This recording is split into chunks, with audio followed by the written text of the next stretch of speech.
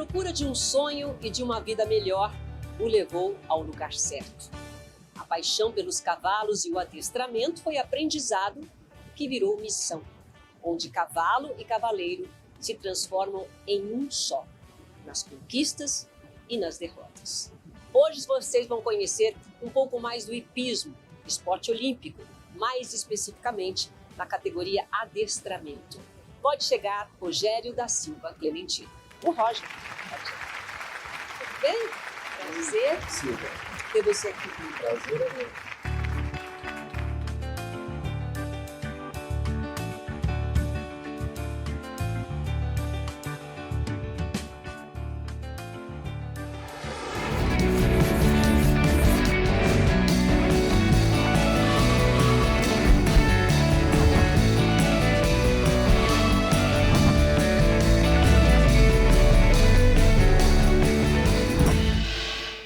Ele foi campeão brasileiro várias vezes em diversas categorias, em sênior e sênior top, que são as mais fortes. Medalhista de bronze no PAN 2007, onde também depois foi para as Olimpíadas de Pequim. Mas eu não vou adiantar porque eu quero que você conte. Muito prazer em ter você aqui, antes de mais nada. Nós estamos no ano olímpico e especificamente o adestramento ou dressage, né? Sim. É um esporte que a gente gosta de olhar, mas não entende, não é? Isso. Isso, quando você conversa com as pessoas, você tem que estar sempre explicando, Roger. O adestramento ele é uma modalidade olímpica, né, muito importante, né? E a gente tem que estar sempre falando um pouco. Às vezes eu falo que a gente tem que usar um pouco tipo da ginástica artística ali para poder mostrar para o público como que é as coisas, né? Porque você tem que fazer o cavalo dançar, você tem que fazer o cavalo estar meio bailando ali, né, em harmonia. É literalmente dançar, né? Literalmente dançar. E você tem que mostrar para o público que isso está acontecendo de uma forma muito natural, né? Então a gente tem que estar sempre falando para as pessoas, por não ser um esporte tão popular assim.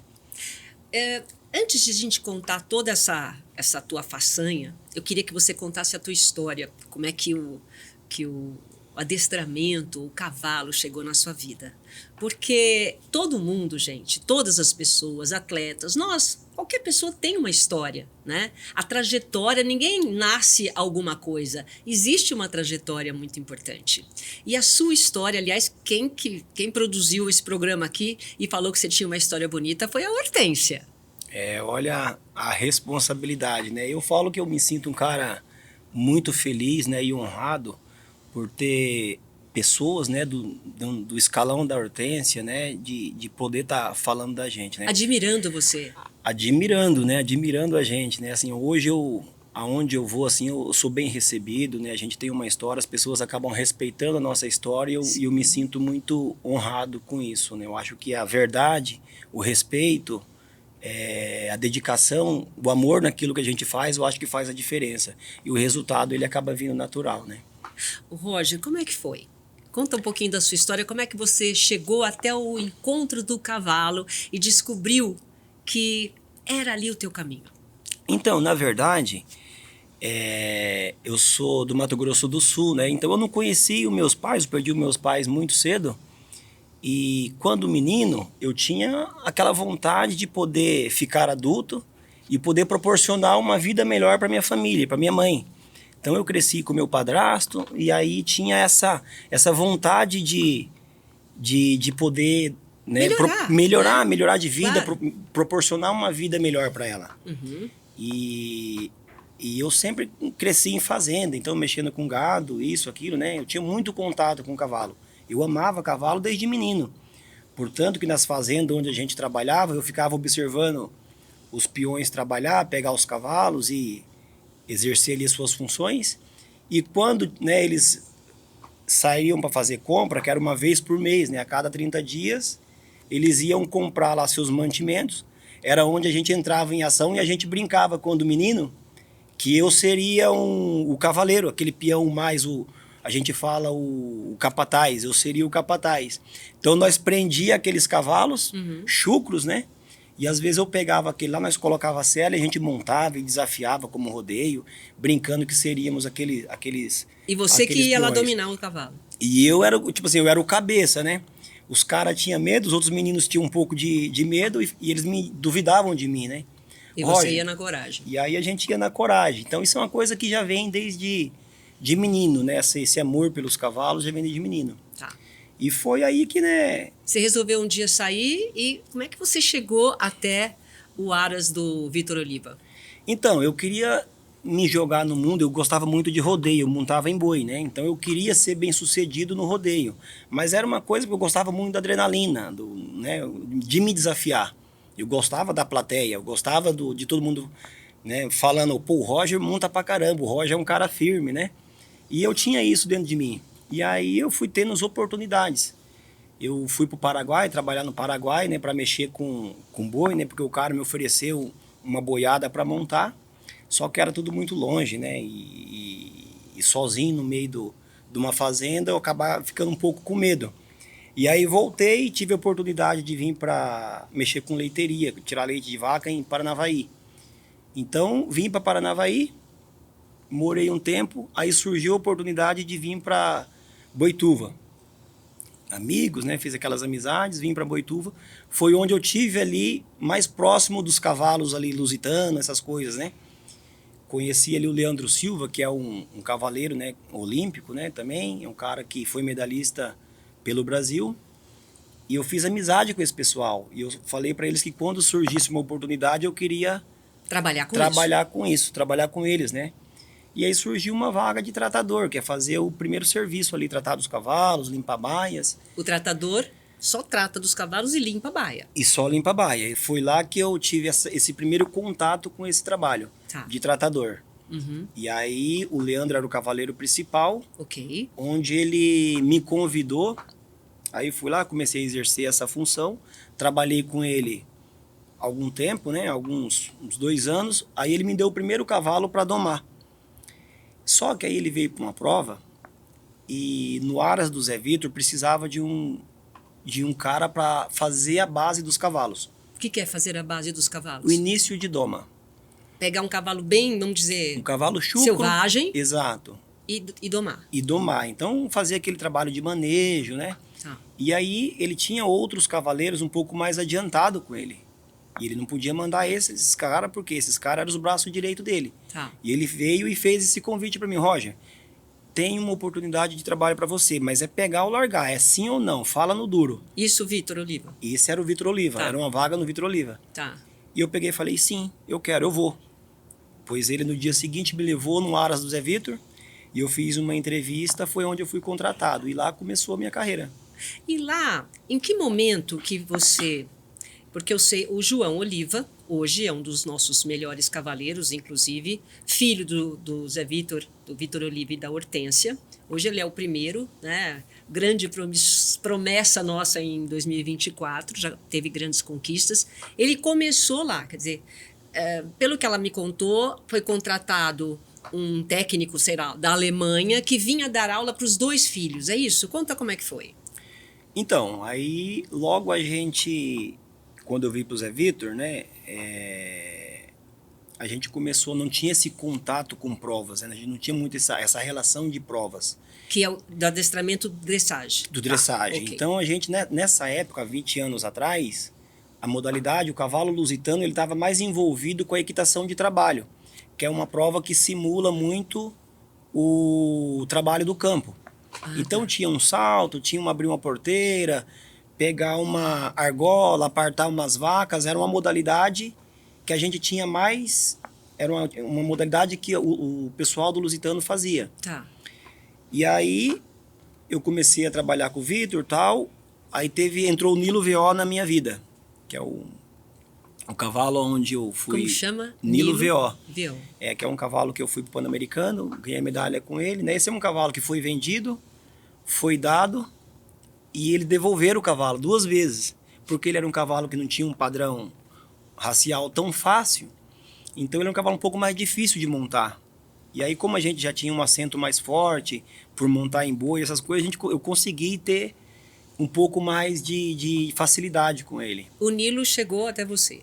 Tipo, o Nilo chegou até mim. É teu. Foi o primeiro cavalo que eu fiz uma prova. Foi devolvido? Foi devolvido, exatamente. Aí eu fiz a primeira prova com esse cavalo. E até então, o Zé Vitor não tinha ganho uma prova com um cavalo marca VO, de Vitroliva. Ah, quando fala VO é Vitroliva. Quando fala VO é Vitroliva. E aí, eu nem sei como, mas assim, essa modalidade de criação de trabalho, ela se refere em...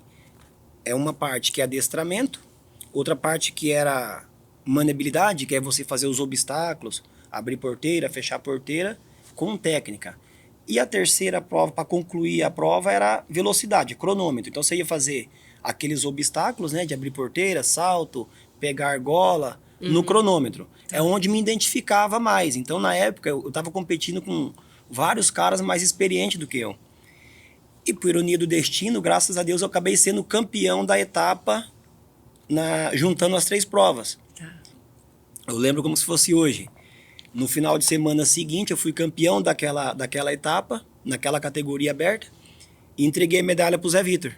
E aí, foi uma emoção do lado dele, do meu lado também. Ele falou, Roger, até hoje, essa aqui foi a primeira prova que eu ganho com cavalo VO. E a partir de hoje eu vou investir na sua carreira. E eu sou grato demais a isso, porque foi a partir dali que eu comecei a entender o que era o adestramento. Foi a partir dali que as coisas começaram a se encaixar. E também, junto com isso, chegou também o João e o Antônio, na época. Eles eram pequenos? Exato, eles eram muito meninos. Na época, eles eram muito meninos ainda, né? Então, a partir dali, o Vitor começou a investir em você e queria também que você ajudasse com as crianças. Ensinamento, exatamente, né? Mas com esse propósito, né?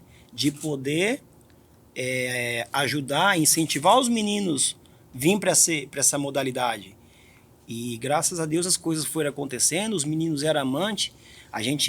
Todos os finais de semana que eles iam para lá, a gente treinavam com eles, né? Que era uma obrigação do Vitor. Vocês vão brincar, mas vão montar cavalo primeiro. Vamos fazer aula primeiro. E a gente começava a treiná-los. Medalha de prata representando a Brasil, João Vitor Marcari. E aí o João e o Antônio, os dois gostavam. A gente saía apostar corrida, fazer corrida de cavalo, e aquilo lá foi contagiando. E os meninos foi gostando, foi crescendo, as coisas foi desenrolando e eles hoje se tornou o que é. No caso, só o João, né? O Antônio não quis seguir, seguiu outra carreira que é mais ou menos o caminho do pai, né? Até tá substituindo o pai, mas o João foi, e você deve ter um super orgulho, né? De onde ele atingiu, né? Onde ele chegou. A gente fica tem muito teu ali, não tem? Tem, a gente fica muito feliz, né? Porque muito tempo, né? O próprio João, ele falava nas entrevistas dele que a referência de cavaleiro, a minha referência era o Roger, né? E isso para mim me deixa muito orgulhoso. Hoje o João Vitor, ele é o nosso primeiro cavaleiro, né? O melhor cavaleiro que a gente tem no Brasil. E é um motivo de orgulho muito grande. O Antônio também era muito talentoso. Só que o Antônio não gostava muito de treinar, né? O negócio dele era futebol, ele gostava desse lado. Mas se ele tivesse seguido nesse caminho, ele ia dar um trabalho danado.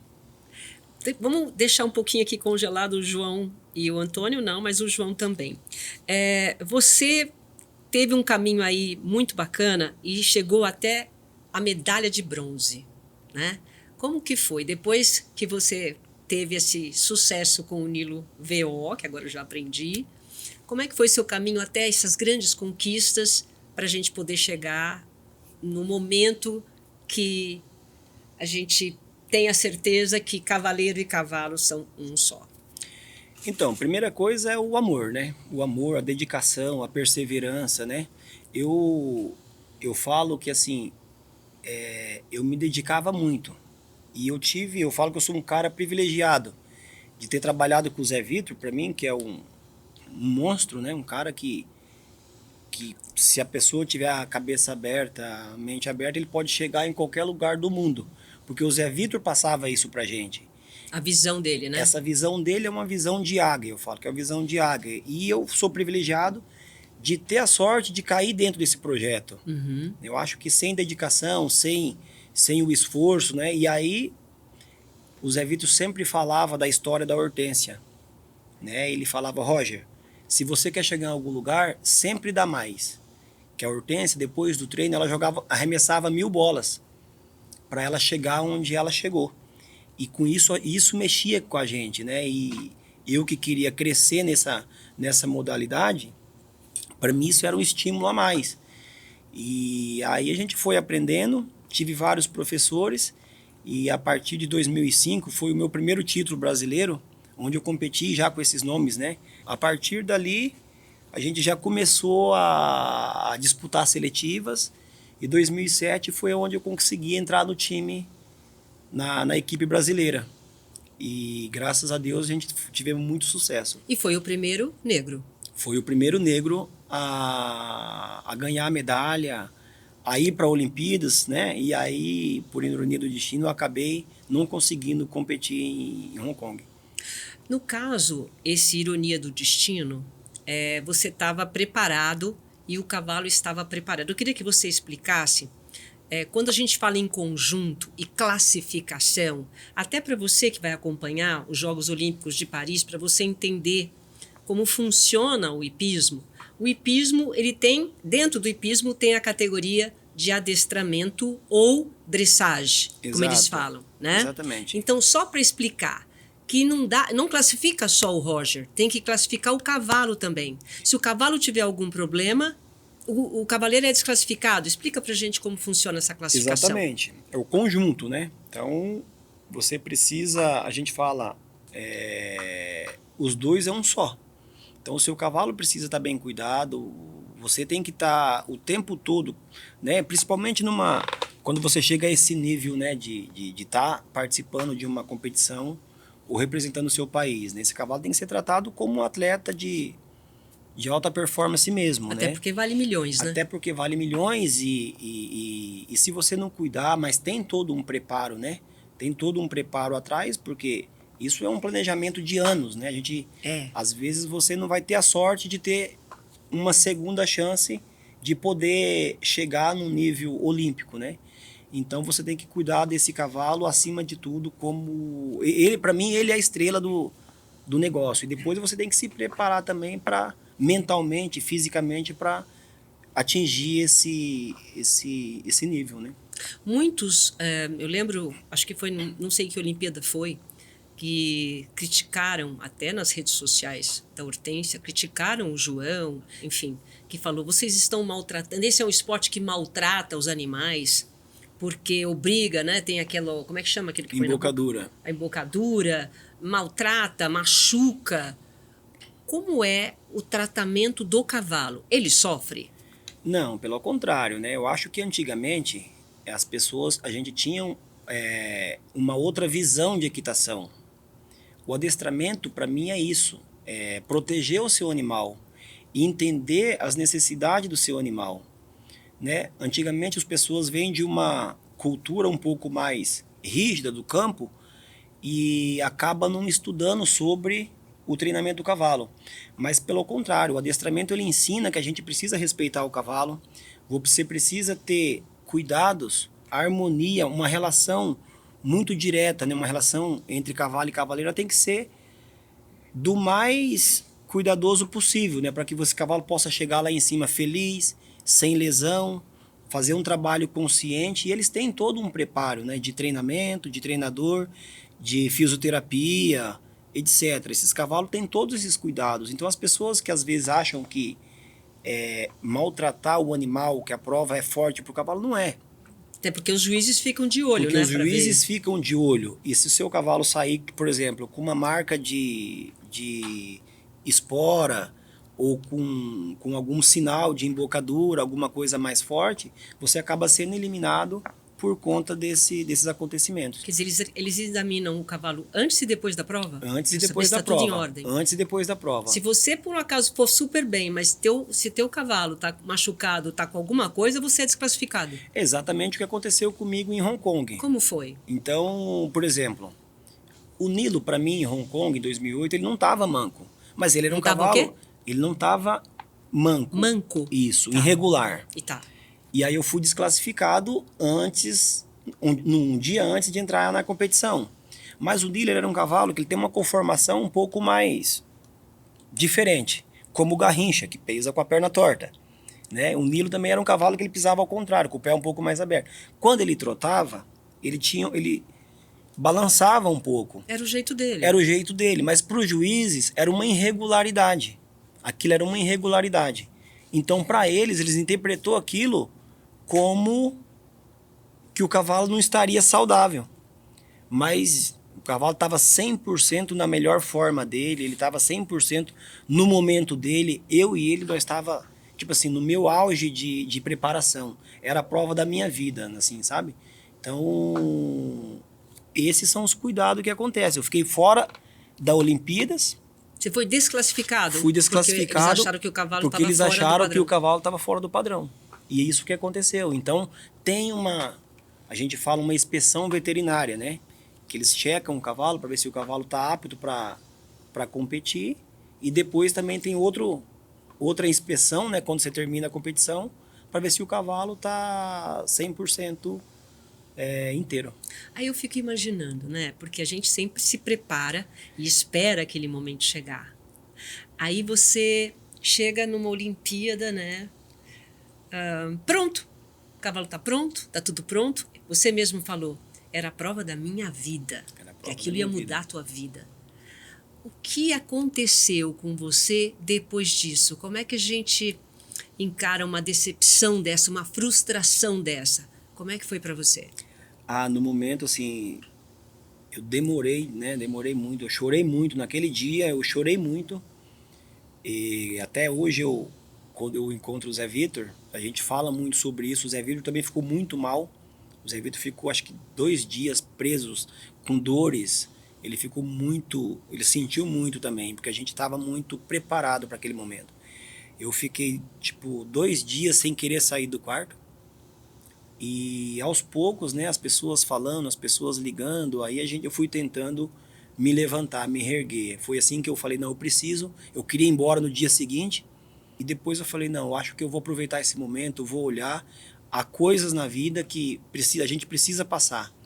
E a partir dali, eu fui assimilando aquele baque. Até hoje eu não assimilei ainda, falar a verdade, né? A gente tem esse ressentimento ainda. Essa cicatriz que não cicatriza. Ainda, exatamente. Mas a vida continua. A gente precisa levantar a cabeça, se preparar para que a gente possa voltar mais forte, né? Isso serve como aprendizado também na vida da gente. Mas aí mudou muito a sua vida, teve uma consequência boa, ruim? Como é que foi depois disso? Você continuou nas competições? Sim, Você se desmotivou após isso? Não, pelo contrário, né? Eu já tinha, eu costumo falar que quando você participa de um Pan-Americano, se você participa de uma Olimpíada, ou se você participa de um concurso internacional ou um brasileiro, alguma coisa assim, e você ganha, você começa a tomar gosto pela vitória. E quem vivencia isso, aquilo te motiva a voltar para aquele posto de novo, né? E eu sempre tive essa chama aberta, né? Depois que passou um pouco esse acontecimento, eu continuei treinando, depois a gente voltou para o Pan-Americano, eu estava treinando para Olimpíadas, acabei não indo também, mas sempre a gente tava buscando muito e tentando voltar pro time Brasil. Porque até a própria Hortência, ela tem uma frase que ela fala nas palestras dela e que eu gosto muito. Isso até é um alento para a gente quando se prepara muito para alguma coisa. Quando a gente dá 100%, a gente treina muito, a gente se prepara muito e aquilo não dá certo, você fez a sua parte. Você fez a sua parte. Né? Então, para não se culpar e tentar seguir em frente, porque a derrota, o fracasso, é para a gente crescer, mas dói muito. É ou não é? Exatamente, né? O fracasso, ele é doído. Ele é doído e não é fácil, né? Não é fácil, mas a gente tem que dar o 110%. Para a hora que isso acontecer, você tá falando assim, não foi por minha culpa. Uhum. Eu dei o meu melhor.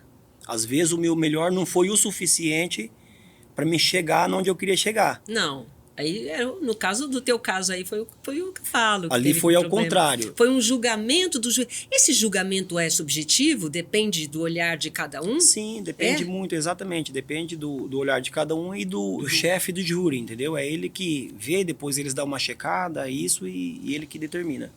Tem uma coisa assim, você formou, né? Eu posso dizer que você formou os atletas João Vitor Oliva e o Henderson Oliveira também? Isso é um motivo de muito orgulho, né? Eu falo assim... Tá vendo? A sua experiência formou nossos craques. Mas assim, né? Eu acho que a gente tem que dar aquele empurrãozinho. E aí cada um com o seu talento, com a sua dedicação, é uma coisa que eu aprendi muito, né? Eu tive muitas oportunidades e várias pessoas me ajudaram. Hoje eu tento retribuir isso para os demais. Então, passar a sua experiência para eles. Passar a minha experiência para eles, né? Não só para o João, não só para o Henderson, como hoje eu tenho um centro de treinamento e tem vários cavaleiros. No Brasil nós temos muitos cavaleiros talentosos. Tem. Nós temos muitos cavaleiros talentosos, mas nós não temos projeto, né? Um projeto olímpico, um projeto a longo prazo. Tá. A gente não tem planejamento, mas temos muito talento. Até porque é um esporte caro, não é? Até porque é um esporte muito não caro. Não é qualquer um, né? Não é qualquer um que vai conseguir né, se manter dentro de um esporte de elite. Então é complicado, mas eu tento passar isso para as pessoas, né?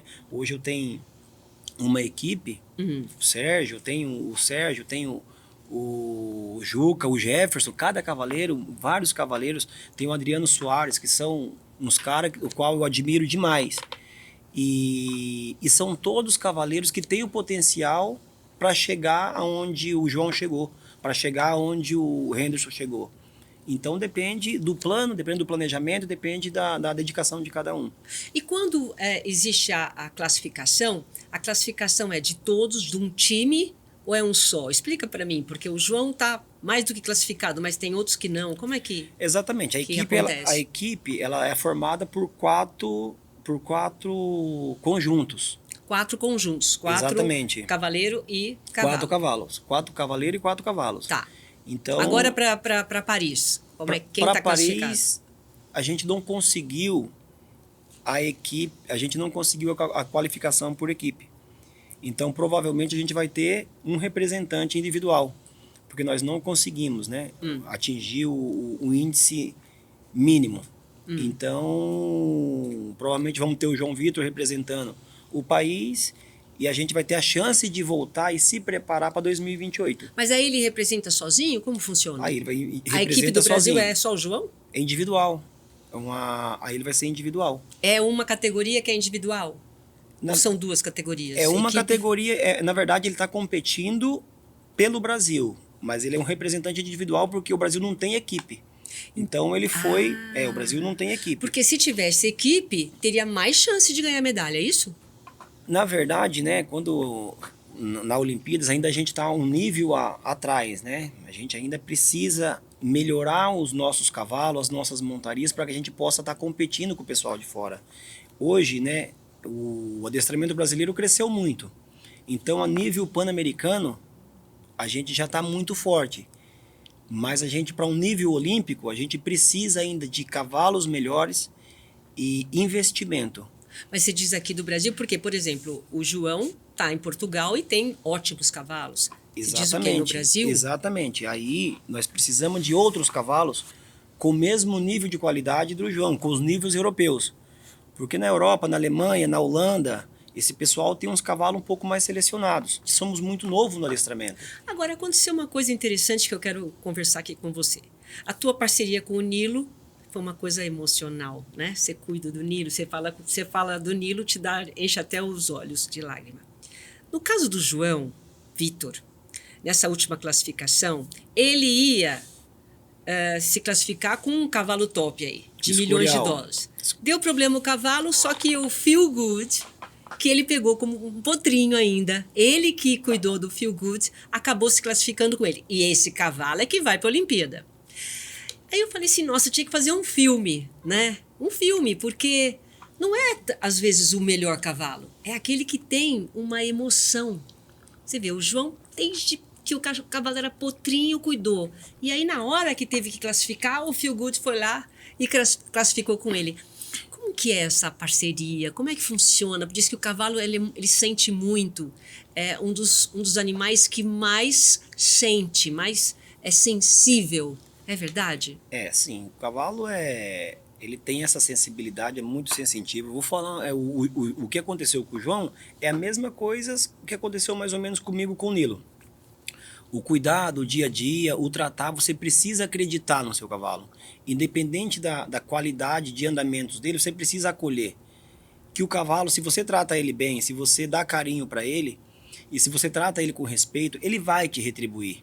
ele vai te retribuir isso depois, quando você exige algo dele. E isso foi o que aconteceu com o João. Eu, no passado, já montei o Feel Good, eu tive a oportunidade de montar no Feel Good. E não era um cavalo que me agradou tanto. Mas o João acreditou. Não te agradou por quê? Não fazia... não tinha as características que você não achava? tinha as características que eu achava. Tá. Eu falei assim, esse cavalo é um pouco... Ele tem um pouco de dificuldade aqui e ali. Quer dizer, um cavalo desacreditado. Um pouco, Ele não não era um cavalo desacreditado. Eu achava que ele não era um cavalo tão fácil. Tá. E o João acreditou naquele cavalo, ele acolheu, ele abraçou aquele cavalo. Tá. E ele falou, vou fazer esse cavalo. E aí ele se dedicou esse tempo a esse cavalo. Olha que lindo. E ele foi acreditando e várias outras pessoas já subiu naquele cavalo, tipo assim, montou, tipo porque o João falava, caminha ele para mim, porque o João permitia. Quem fez o cavalo foi o João. E o João acreditou, foi indo, foi a segunda montaria dele, e aí acabou que o outro cavalo dele se lesionou, e com muito tempo esse cavalo acabou assumindo esse protagonismo, digamos assim. Quer dizer, no fundo foi uma resposta. Tipo, peraí, agora é minha vez. Sou eu e você, João, o Feel Good, né? Sou eu e você. Vamos lá, eu vou te retribuir todo o carinho e tudo que você sempre Exatamente. acreditou em mim. E foi uma coisa linda, porque inclusive nas entrevistas ele conta. Eu cuidei desse cavalo. Exatamente. Eu achei tão bonito, porque eu acho assim, quem gosta de animal sabe da fidelidade que um animal... Quem tem um cachorro, um bicho, no caso o cavalo diz que é mais ainda, eu sou cachorreira, mas assim, esse retorno, né, que o animal tem com a gente, esse amor incondicional, muitas vezes nos surpreende. E veja bem, esse amor entre o João e o Feel Good levou o João a agora disputar, como único representante brasileiro, a Olimpíada lá em Paris. E a gente vai torcer mais ainda, porque aí é uma coisa individual, não é? Exatamente, né? Esse cuidado, esse carinho, né? Isso que faz a diferença. Não é só você chegar e montar no cavalo. Você tem que participar do trato, você tem que acompanhar o seu cavalo, você, muitas das vezes, você tem que sair, você tem que ir lá, você tem que levar uma cenoura pro cavalo, você tem que, né? Conversar com o seu cavalo, porque os cavalos, eles sentem isso. Fazia uns 2 anos que eu não tinha ido no Ilha Verde. Ilha Verde é o Aras do Zé Vitor. Tá. Fazia uns 2 anos que eu não tinha passado por lá. E o Nilo estava aposentado, ele está aposentado no pasto, né? Então ele está largado, ele está lá no pasto, vivendo a vidinha dele e tudo mais. 2 anos que você não via Fazia o uns Nilo. 2 anos que eu não via o Nilo. Tá. Eu cheguei, aquilo me emocionou. Me emociona só de pensar. Aquilo me emocionou. Eu cheguei de longe, olha, chega a arrepiar. Eu cheguei e gritei de longe. Ai. Tipo, Nilo! E tipo, eu assobiei, fiz um gesto para ele. Ele tava no meio entre outros cavalos. E aí...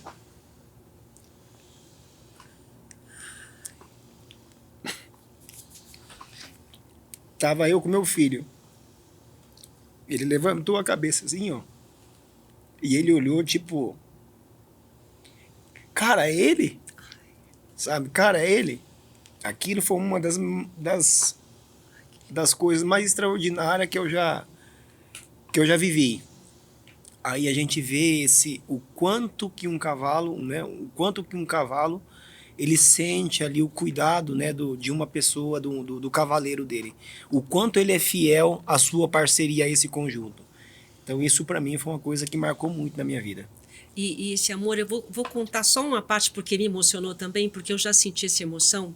Quando eu me separei do Luciano do Vale, eu era casada com ele, eu fui morar nos Estados Unidos e a gente tinha criação de cachorros. E a gente tinha um São Bernardo. São Bernardo é enorme, né? E nesses 5 anos que eu fiquei fora, nunca mais tinha visto esse cachorro, o Luciano me convidou, olha, vamos lá no sítio para você rever como é que era, tal. Inclusive... chamava Toffer. O Toffer, não se surpreenda, porque o Toffer, hoje ninguém consegue chegar perto dele. Ele é um cachorro que, para ser alimentado, precisa tomar injeção para acalmar. Tá sujo porque ninguém consegue dar banho nele e ele tá largado lá. Eu falei, tá bom. Eu lembro que eu entrei no sítio e comecei a chamar. Quando eu entrei, esse monstro, porque São Bernardo é um monstro. A hora que eu cheguei perto, ele foi deitando. E sabe quando vira assim, com as patinhas para cima? Todo mundo chorou, o Luciano chorou, o veterinário chorou, todo mundo preparado para dar injeção. E eu entrei e fiquei ali acalmando. Quer dizer, o amor de um bicho, de um animal pela gente é inexplicável. É inexplicável, isso é inexplicável. Eu falo que é uma terapia muito grande. Eu falo que eu sou privilegiado de trabalhar com cavalo. Eu falo que ao mesmo tempo é um hobby, é um amor, é onde eu me distraio, é onde eu entro e não tenho hora para sair, porque eu gosto de viver aquele ambiente. Eu gosto de estar interagindo com os animais. E isso faz a diferença. A gente não pode ter os animais como um negócio. Você tem que ter eles, respeitar eles como um ser vivo, para que você possa atingir ali os seus resultados, o qual a gente almeja. Mas de uma forma natural. Não que você venha querer forçar uma situação para que as coisas venham a acontecer. Eu falo que a gente precisa respeitar e respeitar o tempo de cada indivíduo. E o desafio de tudo isso é a gente tentar conhecer um pouquinho de cada um. E aí o cavaleiro, né, tem que ter muita sensibilidade, muito tato, né? Tato para que a gente possa sentir e extrair algo deles. E eles dão esse retorno. O Roger, você participou de várias competições pela Europa, né? E depois você voltou para o Brasil. Nisso você criou uma grande experiência e montou o seu centro de adestramento, enfim. Aí o João Vitor, que você formou, você ajudou a formar, foi embora para a Alemanha, para Portugal, aliás, ele treina lá até hoje. E ele volta para o Brasil e dá uma clínica na Hípica em São Paulo. E aí você se inscreve para aprender com ele. Como foi isso? Para mim eu não podia perder essa oportunidade. Primeiro, né, a gente tem que ser inteligente e reconhecer o nível que o João está. Então, se hoje ele é o melhor cavaleiro que a gente tem, eu quero aprender com os melhores, né? E então eu me inscrevi assim, foi tipo assim, com muita alegria. Eu queria saber em que nível também que ele estava, né? Porque a gente via só os resultados.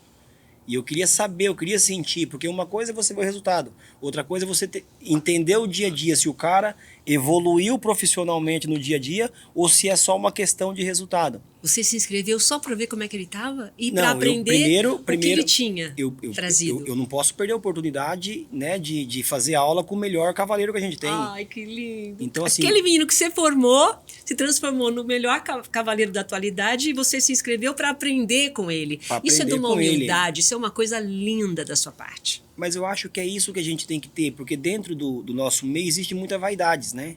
Muitas vaidades, porque eu não vou montar com outro cavaleiro, porque se eu montar com outro cavaleiro, isso significa que eu sou inferior a ele. Eu acho que não é isso. Eu acho que a gente tem que se juntar. Quanto mais a gente se junta, quanto mais a gente discutir, quanto mais a gente trocar ideias, mais a gente vamos crescer. E eu não podia perder essa oportunidade de fazer essa clínica com o João. Como ele é o melhor cavaleiro, tá no melhor lugar, numa estrutura melhor, eu quero aprender algo com ele para que eu possa também passar para os seus alunos. Passar para os meus alunos, claro, né? E pegar algo novo dele, né? E eu fiquei muito feliz, ele me ajudou muito, tem me ajudado, e ainda eu tenho certeza absoluta que logo a gente vai estar junto aí no mesmo time. Você ainda tem alguma perspectiva? Hoje você apenas se concentrou em formar pessoas. A carreira de cavaleiro você deixou, então, para outras pessoas, é isso? Não, ou você pelo contrário. Pensa né? em competir? Eu tenho certeza, né, que eu vou estar competindo, que eu vou voltar no time Brasil ainda, que eu vou estar dentro da equipe brasileira, eu não tenho dúvida disso. Que bom. Essa chama, ela está muito acesa dentro de mim. É óbvio, né, que às vezes a gente precisa de planejamento, a gente precisa de tempo, e assim, que a vida foi tomando outros rumos, né, e as coisas foram acontecendo muito rápido, e eu acabei não tendo tempo de focar em uma coisa só. Eu estava com um projeto para voltar agora em 2024, então eu fui morar em Campos do Jordão, fiquei por 3 anos lá, preparei um cavalo. Por quê? Por causa da altura, alguma coisa? Por que Campos do Jordão? Campos do Jordão porque tinha um aras lá, na verdade. Tá. Então, quando eu saí do Zé Vitor, eu fui trabalhar nesse aras. E aí eu tive uma montaria, né? Um cavalo muito bom, um cavalo com muita qualidade, se não um dos melhores que eu já montei também de qualidade. E fui formando esse cavalo. E aí eu fui criando um projeto pessoal. Eu falei, esse cavalo aqui eu posso voltar para a equipe brasileira em 2023, né? 2023, 2024 eu posso estar dentro da equipe brasileira. Só que aí eu fui com a minha família para lá, E aí acabou que a minha mulher acabou não se adaptando em Campos do Jordão.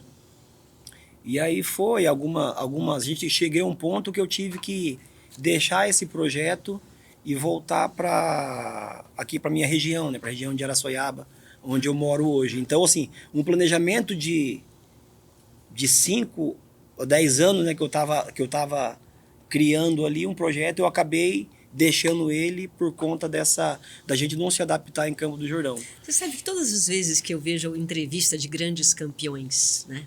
Nossa, ele conquistou a medalha. Aí eu vou lá assistir a entrevista, ou também tive a chance já de entrevistar alguns. A trajetória é tanto de idas e vindas. As pessoas demoram tanto para conquistar uma medalha. É vai e volta. Quando você acha que você está indo, de repente dá 10 passos para trás. Conquistar uma medalha é muito difícil. Esse processo é muito difícil, né? Esse processo primeiro de ter a oportunidade, primeiro de estar no lugar certo, de ter, no caso do adestramento ainda, de ter o cavalo ideal com potencial para chegar lá. Porque não é só você, tem que ter o cavalo não ideal ali. Não é só ali. você, é você e o cavalo. E para você formar um cavalo, para você ensinar um cavalo, você vai demorar aí no mínimo 5 anos de treinamento. 5 anos para formar um cavalo? 5 anos de treinamento.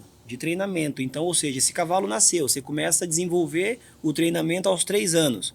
Depois, aos 8 anos, aí você vai começar aos 3 anos. Então, mais 5 anos de treinamento. Ele vai estar com 8 anos. E aí o cavalo vai atingir a maturidade dele entre os 10 e 12 anos de idade. Nossa, que investimento. Entendeu? Então, ele vai atingir o auge dele, né, aos 10, 12 anos. Então, você imagina o investimento de tempo, financeiro, para um cavalo chegar no topo, né, o grande prêmio, né, onde é a prova que ele vai estar fazendo. Então, assim, é nada 10 anos de investimento e dedicação para que isso pode acontecer. Mas o que faz um cavalo desses valer 10 milhões de dólares? É essa dificuldade, né? Para você preparar um cavalo, você imagina o que você gastaria para formar um cavalo até ele chegar no nível olímpico. Então, quando chega ele tem que valer mesmo, porque é muito, né, é muito investimento, é muitas horas de treinamento, é fisioterapia, é isso, é massagem, é tantas outras coisas, né, que a gente precisa investir nesse cavalo, né, porque quando ele consegue chegar nesse nível, realmente tem que valer muito dinheiro mesmo. Quer dizer que você já está em foco agora, não, 2024, mas na outra, quem sabe? 2024 não, mas 2028... com certeza eu quero estar dentro do time Brasil aí. Quero estar disputando uma vaga pelo Brasil. Para a gente acompanhar o João e torcer muito, a gente fica olhando lá, acha lindo, né? A dressagem é lindo. Mas o que a gente tem que prestar atenção? Como é que começa a prova? E como é que você... Já que um cavalo desse demora 10, 12 anos para ficar em forma, como é que é o treinamento para fazer esse balé? Porque isso é um balé, né? Dança junto com o cavaleiro. Explica um pouquinho como é que é feito isso. Então, tem muitas ajudas, né? Ajudas sutis, né? Muitas ajudas sutis, né? Que a gente acaba passando para o cavalo sem com quem o público perceba, né?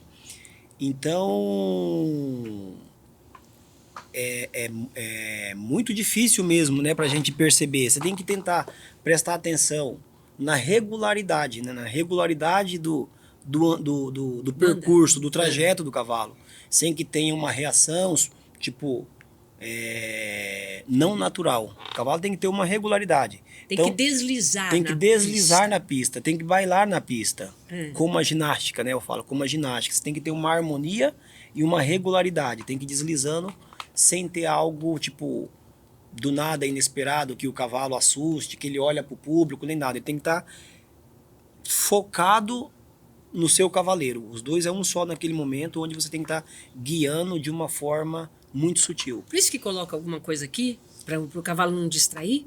Sim, na orelha sim, né? Às vezes você acaba colocando uma touquinha que é para ele às vezes o barulho não acabar desconcentrando ele. E aí, por exemplo, esse controle aí para ir para o lado, para o outro, isso aí é tudo na rédea? Ações de... Nada de fala, você não fala nada. Nada de fala, né? Você tem que ter uma forma de interagir com o seu cavalo. Então, é ação de rédeas e pernas, né? E assento que a gente fala, né? Então a gente usa os termos de meia paradas, né? Meia paradas na perna. É uma forma de você se comunicar com o seu cavalo. E para o seu cavalo atingir esse nível de treinamento, aí que faz a diferença esses longos tempos de treinamento. E quais são os principais países que a gente tem que confrontar? Quais são os nossos principais inimigos que estão num alto nível de dressagem? A Alemanha, né? A Alemanha continua sendo o primeiro. Alemanha, Inglaterra, Holanda, né? Esses são os países, né, os países que estão no topo, né? Por quê?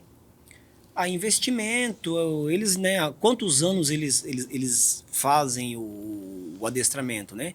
O Brasil é muito novo, a gente somos muito novo no adestramento, então culturalmente a gente está engateando.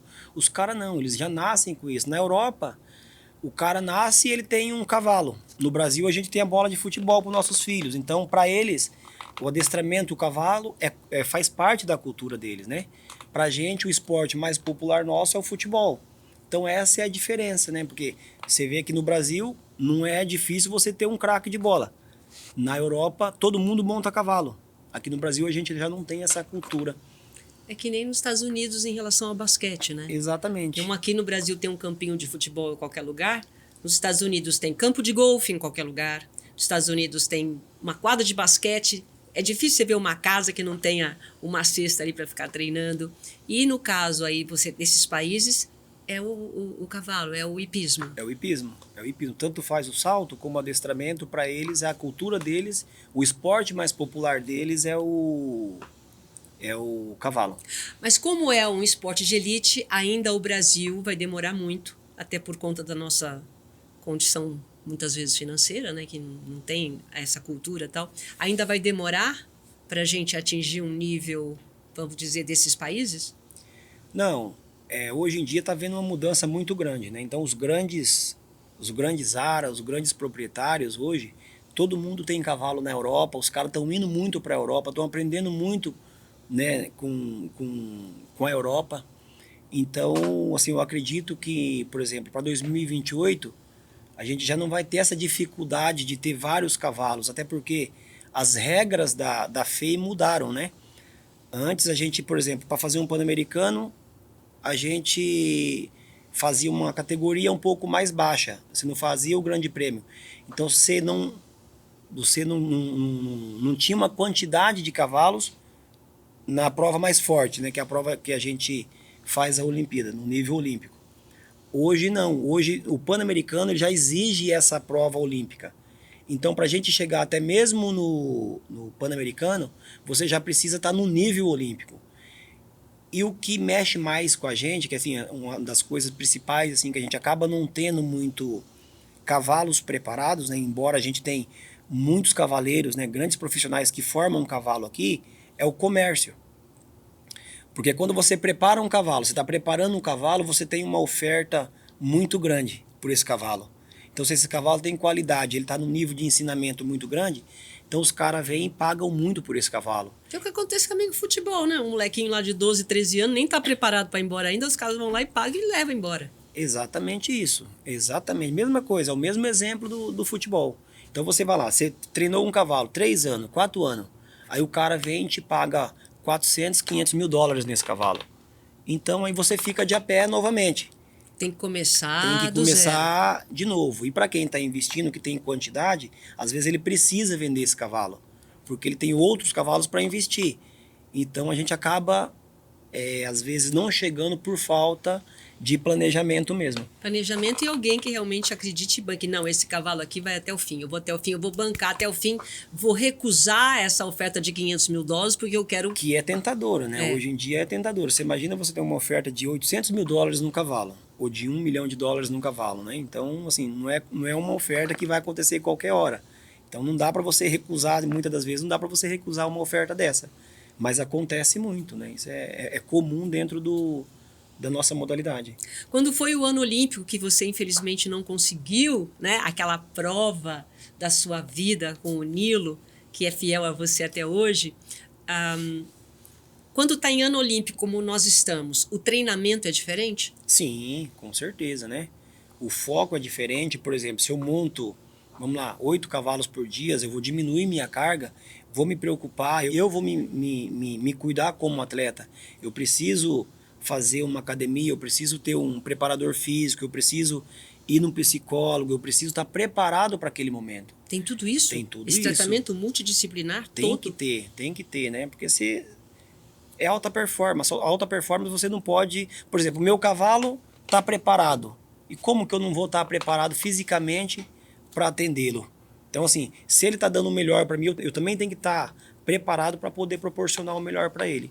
E nos melhores resultados que eu tive, foi sempre quando eu tive um acompanhamento, uma dedicação, várias pessoas me ajudando nesse quesito. Porque na hora de entrar na pista com aquele público e sabendo que aquilo pode valer uma medalha, tem que ter muito sangue frio. Então, mas assim, eu falo, né, como a gente já vem de baixo ali, eu falo que assim, o treinamento tem que ser duro.